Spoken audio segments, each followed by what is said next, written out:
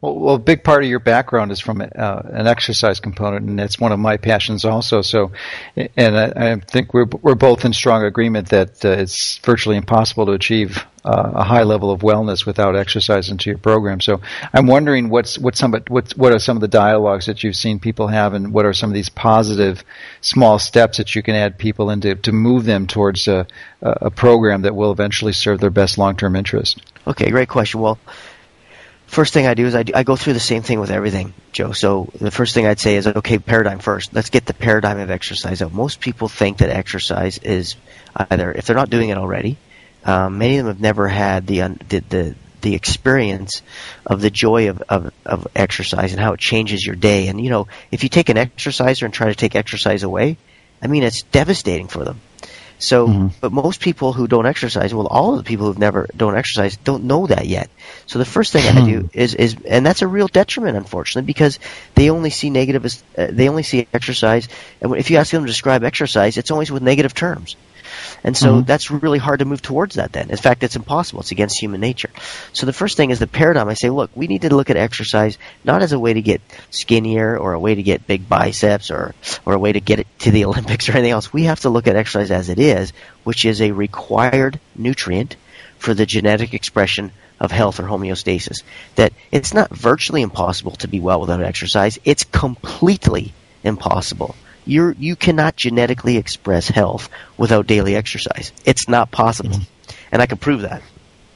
So the first thing I do is change people's paradigm about what exercise is. Exercise is as important as vitamin C or breathing or love or anything else. Exercise must be seen as a nutrient, a required nutrient, an essential nutrient.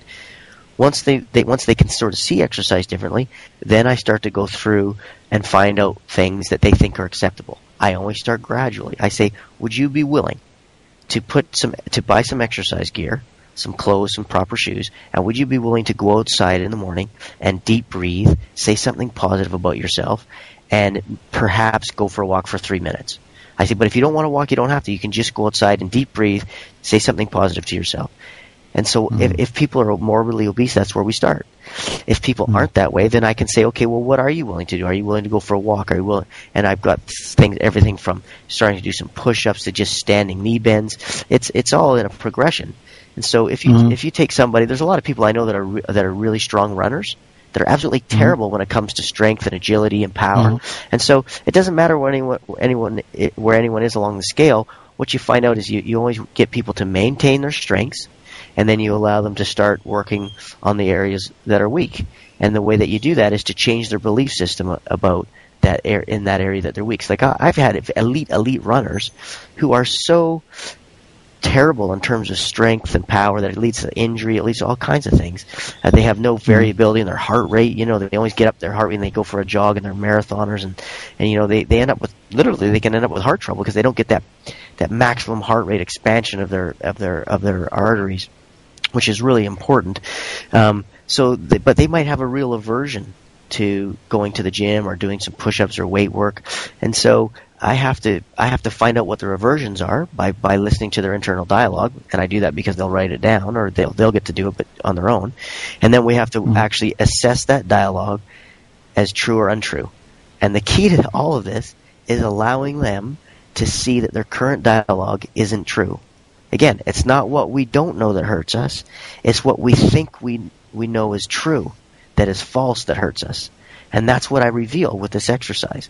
I allow people to understand that the current belief system that they're holding, A, determines their behaviors, and they're not going to fight against that with behavior modification, and B, is untrue. It's false. So we exchange the falsehoods with truths, and then we allow them to slowly work on their belief system. I always tell people, you can work on getting rid of chocolate as you eat chocolate, because it's the belief system you get to work on. So if you're willing to repeat the truth to yourself several times a day, you can do it while you're sucking on a Mars bar for all I care. Because the truth is, eventually you're going to anchor so much negative stuff to that Mars bar